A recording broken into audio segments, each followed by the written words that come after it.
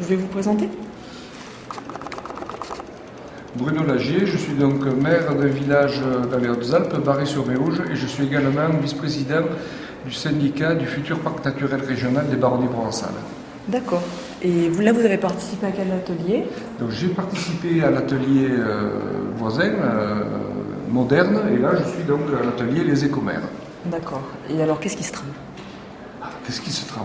C'est très intéressant parce qu'on rencontre des associations, on rencontre d'autres élus, et puis chacun peut expliquer son expérience qu'il a vécue ou les projets qu'il peut avoir.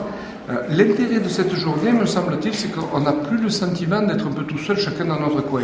C'est-à-dire qu'on rencontre des gens qui ont fait des choses comme nous, qui posent des questions, puis on se rencontre très rapidement entre les bouchons à l'entrée de Marseille et les photos qu'on nous a montrées sur l'habitat des années 70. Vraiment, la question est posée, il y a vraiment quelque chose à faire si on veut arriver aux alentours des années 2050 dans une vie et une cité à peu près viable.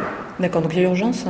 Oui, il y a urgence. Il y a urgence, d'accord. Ouais. Et je suis même de plus en plus convaincu qu'on a raté le train, quoi. À quel niveau, à quel moment? À mon avis, c'était il y a 10 ans qu'il fallait se bouger.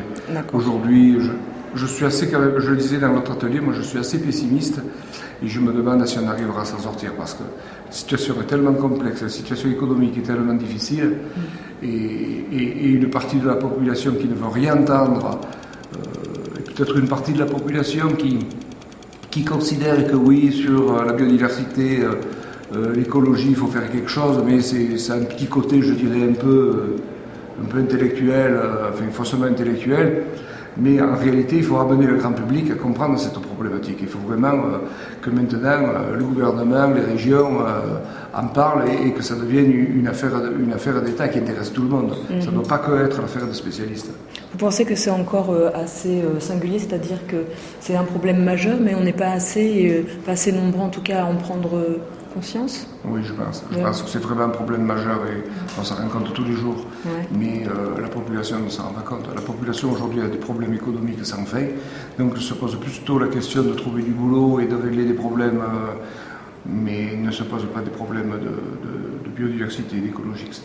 Et est-ce qu'un jour ils vont se rencontrer ces deux problèmes-là et ils vont pouvoir s'entendre? Alors on peut avoir des exemples, parce qu'il y a des gens, je le disais dans notre atelier, il y a par exemple une population qui aujourd'hui vont utiliser des moyens énergétiques, comme par exemple se chauffer au bois et revenir sur un certain nombre de choses comme l'électricité par exemple, pour des raisons tout simplement financières.